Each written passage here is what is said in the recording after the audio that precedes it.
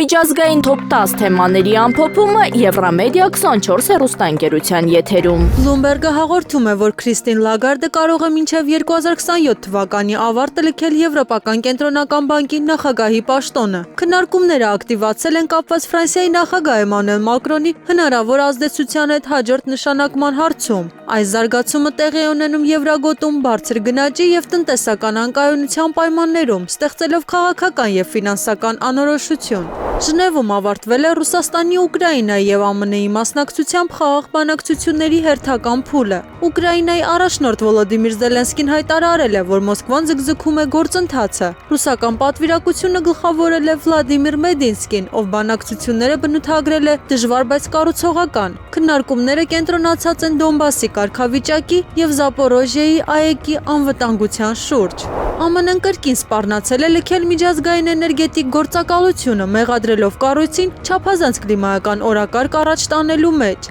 Քննարկումները վկայում են Վաշինգտոնի ներսում խորացող տարաձայնությունների մասին, էներգետիկ քաղաքականության և հանածո վառելիքի ոլորտի ապագայի շուրջ։ Քայլը կարող է լուրջ հետևանքներ ունենալ տնտեսական համագործակցության և զարգացման կազմակերպության երկրների էներգետիկ համագործակցության համար։ Reuters-ի վերլուծությամբ Հունգարիայում առաջիկա քվեարկությունը լուրջ փորձություն է վարչապետ Վիկտոր Օրբանի համար։ Օրբանը հաճախ քննադատվում է Բրյուսելի հետ հակասությունների, Ռուսաստանի Դաշնության հետ հարաբերությունների և Եվրոպական միության ներսում պատժամիջոցների հարցում իր դիրքորոշման պատճառով։ Արդյունքները կարող են ազդել Եվրամիության միասնական քաղաքականության վրա։ Թուրքիայի խորհրդարանը քննարկել է զեկույց, որը նախատեսում է իրավական փոփոխություններ, ուղղված քրդական աշխատավորական կուսակցության հետ խաղաղ գործընթացի առաջխաղացմանը։ Կառավարությունը հայտարարել է, որ նպատակն է տասնամյակներ շարունակվող հակամարտության ավարտը երկրի հարավ-արևելքում։ Ռուսաստանի արտաքին գործերի նախարար Սերգեյ Լավրովը Մոսկվայում հանդիպել է Կուբայի գործընկերոջ հետ,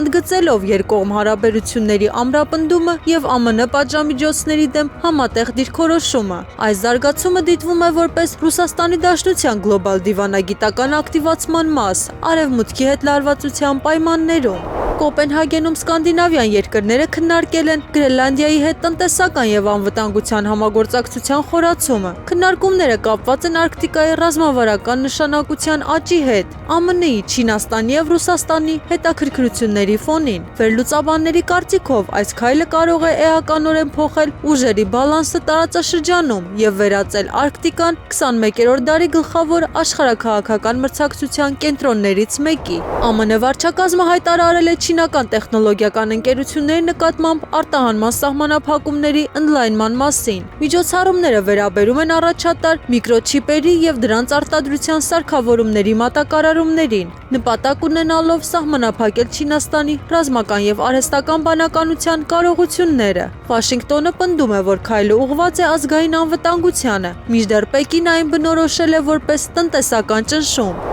Իսրայելի կառավարությունը հայտարարել է Գազայի հատվածում ռազմական գործողությունների ընդլայնման մասին։ Հրթիռային հարձակումներից հետո, ըստ New York Times-ի, վարչապետ Բենյամին Նեթանյահուն հրատապ նիստ է անցկացրել անվտանգության կաբինետի հետ։ Իսրայելի բանակը հայտնել է Համասի ենթակառուցվածքների թիրախավորման մասին, մինչդեռ միջազգային միջնորդները կոչ են անում անհապաղ դեէսկալացիայի։ Իրավիճակը մտահոգություն է առաջացրել ՄԱԿ-ում և եվրոպական մայրաքաղաքներում, մեծացնելով տարածաշրջանային լայնածավալ բախման վտանգը։ Գերմանիայի կառավարությունը ներկայացրել է պաշտպանական ծախսերի խոշոր փաթեթ, նախատեսելով ռազմական բյուջեի աճ և զինված ուժերի արդիականացում։ Կանցլեր Ֆրիդրիխ Մերցը հայտարարել է, որ Եվրոպայի անվտանգությունը պահանջում է երկարաժամկետ ներդրումներ և ռազմավարական ինքնավարություն։ Ծրագիրը ներառում է հակաօդային պաշտպանության համակարգերի գնում և Հյուսիսատլանտյան դաշինքի արևելյան թևի ամրապնդում։ Քայլը դիտվում է որպես արձագանք Ուկրաինայում շարունակվող պատերազմին և Եվրոպայում աճող անվտանգության սպառնալիքներին։